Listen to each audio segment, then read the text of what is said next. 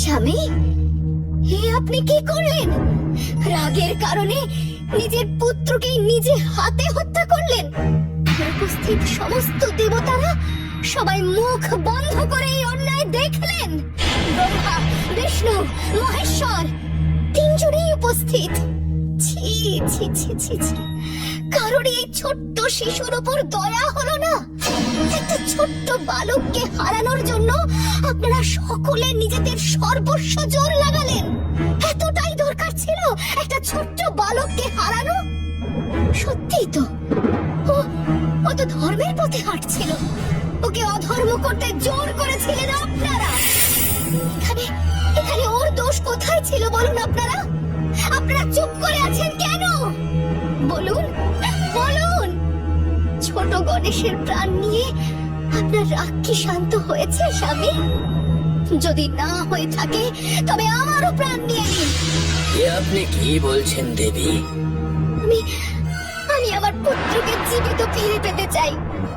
ওকে প্রাণ দান করতে হবে, তা না হলে আমিও প্রাণ ত্যাগ করব। আমার পুত্র তো নির্দোষ ছিল, আমি ন্যায় চাইছি। আমাকে ক্ষমা করুন দেবী, তবে ওর প্রাণ ফেরানো যে সম্ভব নয়। তবে আমি এখানে আমার প্রাণ ত্যাগ করব। হে মহাদেব, আপনি আপনার রাগের কারণে নিজের পুত্রকে হত্যা করেছেন। এবার আপনাকে এই গণেশের প্রাণ ফিরিয়ে দিতে হবে, নইলে দেবীর ক্রোধে সমস্ত সৃষ্টি ধ্বংস হয়ে যাবে। রাগের বশবর্তী হয়ে যে কাজ আপনি করেছেন তার এটাই একমাত্র প্রায়শ্চিত্ত।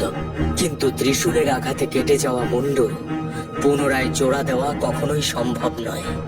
এখন একটাই উপায় আছে, অন্য কোনো বালকের মাথা যা আপনার ত্রিশূলে কাটা হয়নি তা জুড়ে দেওয়া হোক গণেশের ধরের সঙ্গে। যাও নন্দী ভৃঙ্গি, তোমরা যাও, এমন একজন বালকের মাথা নিয়ে এসো যার মুখ উত্তর দিকে আর তার মা তার দিকে পিঠ ফিরে আছে। যথাজ্ঞ প্রভু।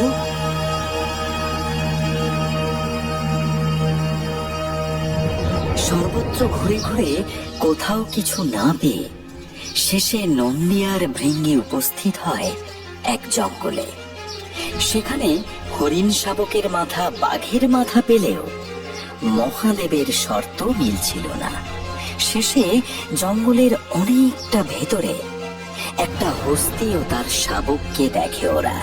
সেই শাবকের মাথা উত্তর দিকে আর তার মা পিঠ ফিরিয়ে শুয়ে রয়েছেন।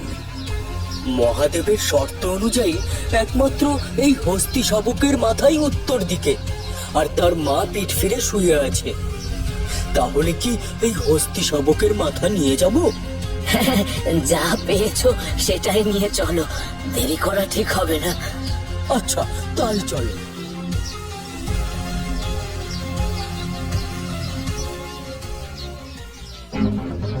তোমরা কি মূর্খ?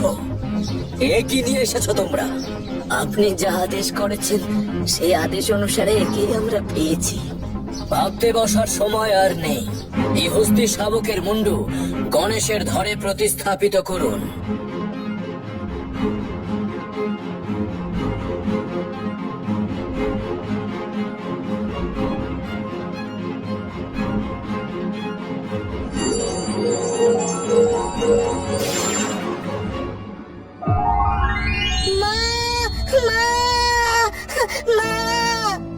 দেবী, এবার খুশি তো? মহাদেব, আপনি ওকে জীবন দান তো দিলেন, কিন্তু এই রূপ দেখে সবাই যে ওকে নিয়ে হাসবে। তুমি নিশ্চিন্ত থাকো দেবী, তেমন কিচ্ছু হবে না।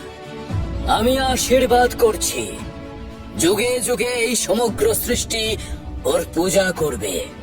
এই বালক গোটা সৃষ্টির কল্যাণ করবে। আমি ওকে আশীর্বাদ করছি, যখনই কিছু শুভ কার্য হবে তখন সর্বপ্রথম গণেশের পূজা করা হবে। সবার পুজোতে আগে পুজো পাবে গণেশ, লোকে তোমায় গজানন বলবে।